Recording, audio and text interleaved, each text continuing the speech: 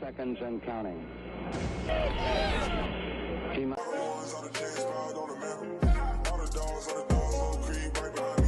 Hey, what's good, guys? It's Richardson and Essam here, back in another video. And for today's video, we're going to talk about the Houston Texans. The topic that we're going to be discussing today is whether the Texans should take the risk on Anthony Richardson, whether that be at number 2, whether that be at number 12 potentially, or whether that be in a trade back from 2 or like 12 or something like that. Where we would take him, but if we would take the risk on him. What are your thoughts, Juan? Yeah, so obviously when you look at Anthony Richardson, the whole, case for going, in the first round is that those highlights, okay? We're not looking at stats right now. We're just looking at pure, gameplay, game tape. And it's obvious if we just look at that alone, he is a top 15, maybe top 10 pick in this next draft. I mean, he has speed, he has good arm power, he has good mobility, all the stuff you need from the prototypical quarterback in the NFL nowadays. But what does worry me is his game sense. I mean, obviously, he is a great runner, a great passer, but it's just about being consistent. Okay, when I look at his game tape, there's a lot of flashy plays, but being an NFL quarterback is not just about the flashy plays. It's about making the right plays. That's something that you look at with a lot of, boom or bust prospects. I mean, in the 2021 NFL draft, of course, Zach Wilson, of course, was drafted number 2, I believe. Yeah. And he underperformed massively. And, it led some people to wonder why was he picked number 2 when, as it turns out, Davis Mills was picked in the 3rd round, I believe, and he performed better than Zach Wilson the past 2 years. It's just about making the right plays at the right time, and I do not know if that's the case for Anthony Richardson, but I still do think that he's a better prospect than Zach Wilson, who went number 2. Because when you look at the game tape, he is big, he's strong, he's fast, he has everything you need. It's just about consistency, and I don't know if the Texans take a flyer on him. Me personally, if we do trade down from the number 2 spot, there's no reason to not pick him. I mean, I wouldn't personally agree with trading down, but for getting a prospect of his caliber, plus getting multiple assets to help him out, like let's say we trade down to the number 6 or 7th pick, right? We could probably get another first rounder or an early second rounder and one more item right there. So why not use those 2 extra picks on wide receivers? You still have your other picks that you were going to use on not a QB for obvious reasons. So you can still fill up other holes in your roster while still giving your new quarterback weapons. And wide receivers aren't always picked in the first round, and that doesn't always have to work out that way.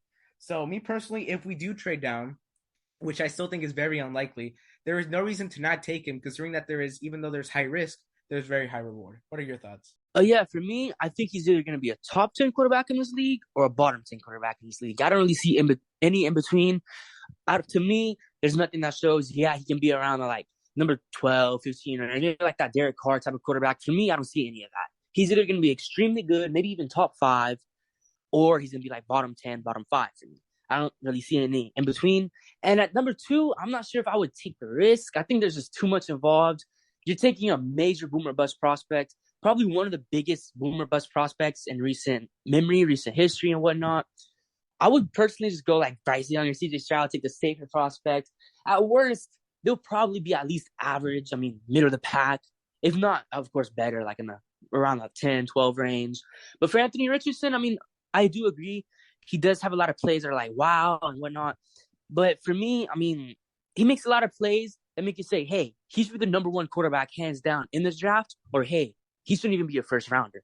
I mean, there's like too many of those plays where it's like back and forth. And I'm just not sure I would take the risk on that. If we're a team like maybe the Baltimore Ravens, where we have an identity, like a true identity, like obviously they're a run-first team. They utilize their quarterback in a run-first way. And they have that offensive scheme. Well, they used to have that offensive scheme with Greg Roman, where it's like a bunch of RPOs, heavy runs, getting the quarterback involved in those runs. If we had an offense like that, I would totally be okay with it, maybe like around that 6-7 range like you were saying. But considering we're going to be the West Coast offense, I'm not really sure how Anthony Richardson would fit in that. I think Bryce Young or CJ Stroud would fit way more better. Even Will Levis. I mean, I don't want Will Levis. I don't want to touch him at all, even if it's in the second round. I'm not sure Anthony Richardson would really fit in that West Coast offense. Would I take a risk on him? Sure. Top 2? No. Top 5? No. If it's at 12, and say we take a Jalen Carter, we'll understand at number 2, and at 12 we take AR, I mean, I'm probably going to be okay with that. There's a lot of highs, a lot of, as you were saying, there's like a lot of wild stuff about him. But I mean, I don't know. For me, it's just too big of a risk. Yeah, I agree 100%. Again, it's just the fact that he has to stay consistent. You watch the plays, and it's like you said, it's either, top quarterback or probably second rounder. It just really depends on the context of when you pick him. Because, like you said, if we do trade down, why not? But if we do not trade down or trade up from the 12th or whatever, why is there a necessity to pick him when you can just take Bryce Young or CJ Stroud? But this is just a completely other scenario that's unlikely. But if it were to happen, we'd have to realize that, hey, if they've already taken CJ Stroud, Bryce Young off the board, but you did trade down from second, you got good little prospects in between. You got second round picks, third round picks, first round picks, and you do see Anthony Richardson on that board. Do you imagine if he is a bottom 10 quarterback, worst case scenario?